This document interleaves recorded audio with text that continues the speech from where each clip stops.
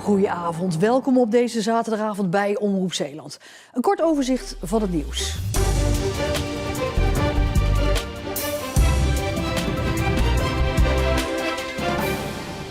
Twee mannen hebben vanochtend kort na openingstijd een overval gepleegd op juwelier Van der Kooi in de Walstraat in Vlissingen. Ze hebben vitrines kapotgeslagen.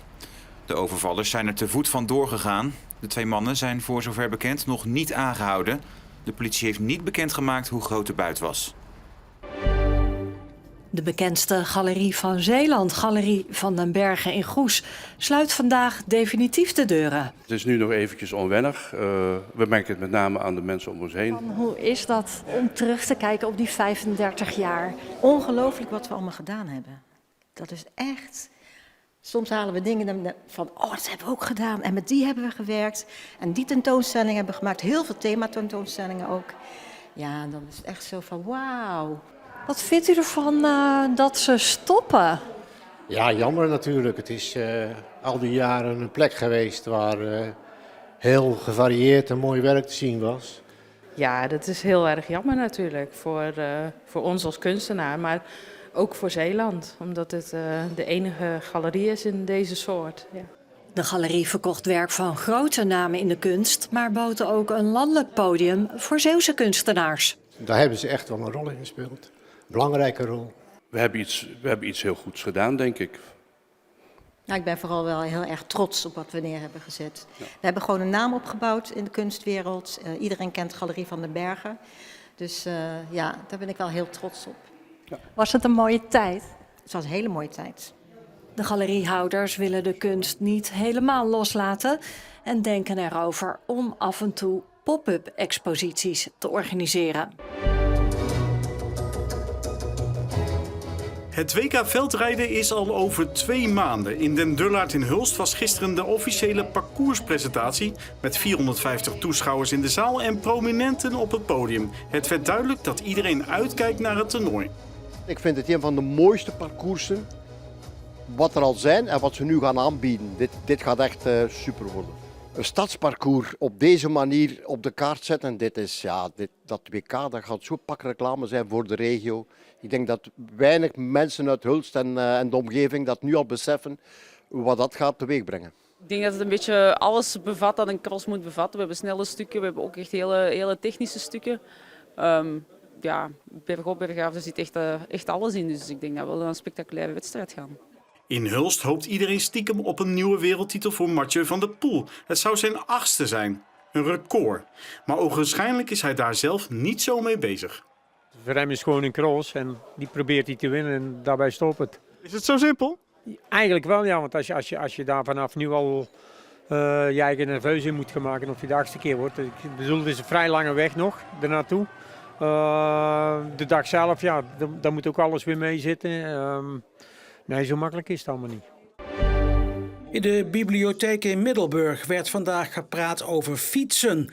Dat gebeurde tijdens een symposium georganiseerd door een aantal politieke partijen. Maar waarom zo'n symposium? Zeeland is toch een echte fietsprovincie. Het lijkt ook heel goed geregeld en de natuur is prachtig en er zijn veel fietspaden. Maar er zijn nog wel wat aandachtspuntjes. Sommige doortraproutes, zeg maar de snelle routes van woon naar werken. Daar kan nog wel wat verbeteringen in aangebracht worden. En sommige oversteken over de N-wegen zijn ook wel wat gevaarlijk. Dus wij vinden dat het veiliger kan, dat is in ieders belang. En dus wordt er ook gepraat over fatbikes, snelle fietsen met vaak jonge, onervaren mensen erop. Vroeger reden ze op brommetjes, nu rijden ze op fatbikes. Dus we moeten er ook wel enigszins genuanceerd mee omgaan. Maar op het moment dat je constateert dat er veel ongelukken zijn, of dat de combinatie is met veel fietsers en veel fatbikes, vind ik het op zijn minst iets om over na te denken. Want je moet altijd goed en kritisch kijken van, is het nog goed om te fietsen? Is het nog veilig om te fietsen? En is het ook nog goed om samen te fietsen? De Zeeuwse kampioenschappen voor siervogels zijn vandaag afgesloten in Krabbedijken. 3 dagen lang stonden ruim 500 vogels in alle soorten en kleuren opgesteld in dorpshuis De Meiboom. Door de vogelgriep waren er minder inzendingen. Tientallen vogels uit de buurt van Terholen mochten niet meedoen. Iedere keer als er een show georganiseerd wordt, dan denk je in je achterhoofd van, als het maar niet gebeurt. En ja, nu gebeurde het in Terholen. En daardoor hebben wij hier 80 vogels niet aanwezig. Want gaat de kwaliteit van de kampioenschap hierdoor achteruit? Nee, op zich niet. We hebben natuurlijk nog een 500 vogels over gelukkig. Dus dat, het is alleen een bepaalde categorie dat er minder vogels ingeschreven zijn. En voor de buitenstaander die vindt het misschien gek in tijden van de vogelgriep 500 vogels dicht op elkaar gepakt. Hoe kan dat?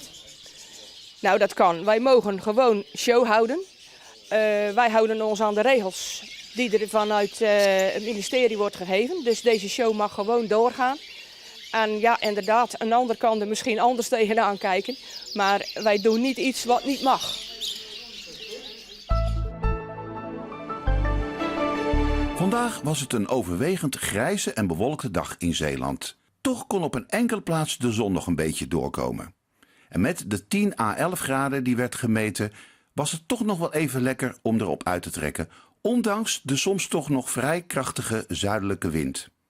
Vanavond trekt er vanuit het westen wat regen binnen. Komende nacht wordt het weer droog en komen er enkele opklaringen voor, maar zijn er zeker ook wolkenvelden. De temperaturen gaan naar een graad of 6 morgen vroeg. Morgen overdag zijn er zonnige perioden, er zijn zeker ook wat wolkenvelden en misschien dat er toch nog op een enkele plek een lichte bui gaat vallen. Er staat een matige tot soms vrij krachtige wind uit zuidwest tot west. De dagen daarna verlopen licht wisselvallig. Er is veel bewolking, af en toe zon, maar er kan zeker ook wat regen vallen. De temperaturen overdag bedragen rond de 7 à 8 graden, terwijl de nachten iets frisser verlopen. Dit was Zeeland Nu. Zometeen het weekoverzicht, dus heel graag tot zometeen.